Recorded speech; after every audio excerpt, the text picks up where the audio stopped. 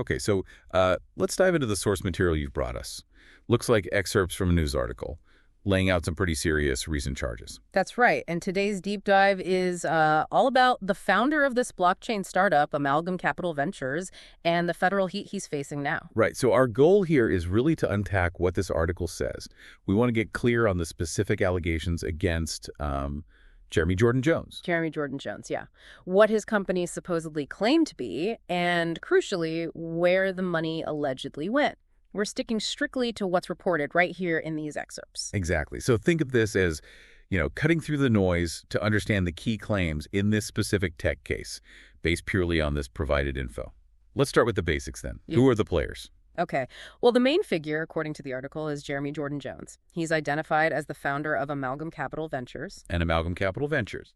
What was their pitch? What did they claim they were doing? The source says they claim to offer point-of-sale systems and also blockchain-based solutions for things like payments and security. Blockchain-based, okay. Yeah. The article mentions a filing that said the company was touted as a groundbreaking blockchain startup. So high-tech claims. Groundbreaking, right. So that's the claim. Now, what about the charges? These sound serious. What are they exactly, as listed here? Well, he was arrested and indicted on May 21st, according to the Department of Justice statement that's referenced. The charges are wire fraud, securities fraud, making false statements to a bank, and aggravated identity theft. It's quite a list. Wow. Yeah, and the time frame for all this alleged activity? The indictment, which the article says was filed in Manhattan federal court, apparently covers January 2021 right through to November 2022. So nearly 2 years. Almost 2 years. Wonk. So that sets the stage. Let's get into the alleged scheme itself.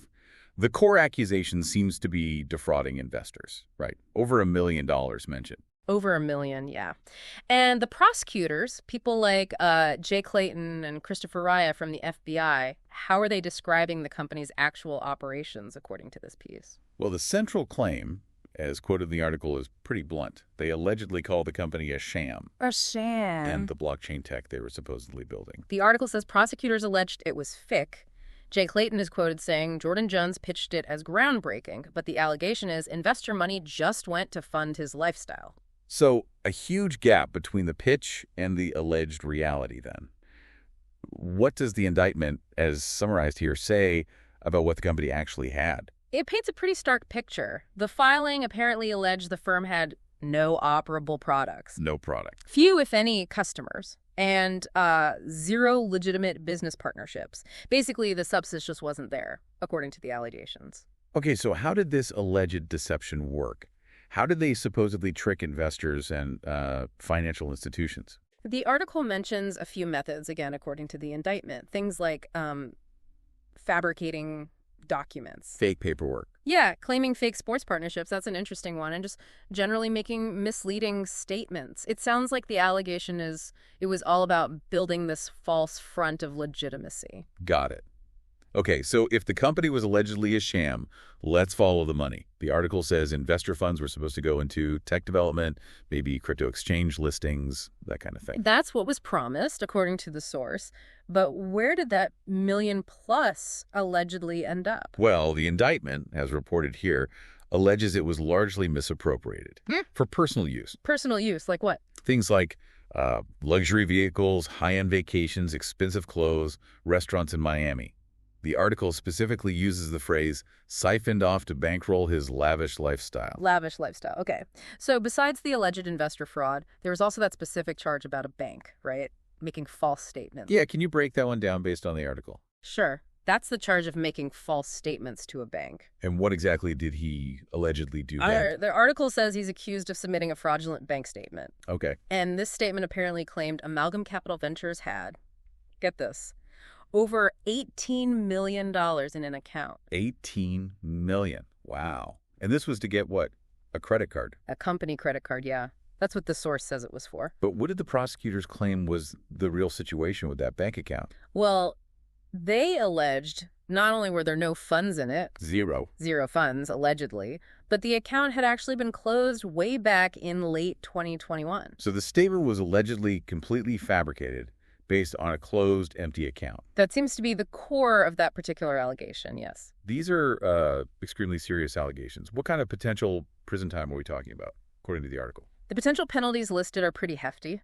Wire fraud and securities fraud, the article states, each carry potential maximums of 20 years per count. 20 years per count, okay, and the bank charge. Making false statements to a bank, that one has a potential maximum of 30 years.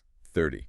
And then there was the aggravated identity theft charge on top of all that. Right. And the article is specific here. It mentions one count carries a mandatory minimum sentence. Mandatory minimum. 2 years. And it has to be served consecutively, meaning after any other sentence imposed. So that's a guaranteed 2 extra years if convicted on that count. According to what's stated here, yes. And is the government trying to get any money back? Assets. Yes. The source mentions forfeiture.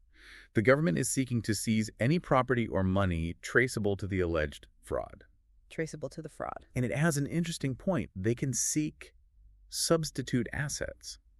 So if the original traceable assets are gone, they can go after other property or money of equivalent value. Okay, so they're trying to claw back the value one way or another. That appears to be the goal outlined in the source, yes. All right. So wrapping this up, based purely on the source material you provided us, we've got some really severe allegations here against the founder of a company pitched as a, groundbreaking blockchain startup. Exactly. Allegations of defrauding investors out of more than $1 million, running what prosecutors called a sham operation. Allegedly using that money for a lavish lifestyle, faking documents, including that apparently wild bank statement. Right. And facing potential decades in prison if convicted on these charges outlined in the article. Yeah, it really paints a picture described in this source. And, given these allegations reported here, it definitely leaves you with something to think about, doesn't it? Mm-hmm. In this whole fast-paced world of tech startups, especially in emerging areas like blockchain, how do investors or even banks effectively sort through the hype? How do you tell genuine innovation apart from what might be, really sophisticated deception? That's the $1 million question, isn't it? Or perhaps, in this case, the $18 million question. Definitely something for you to ponder.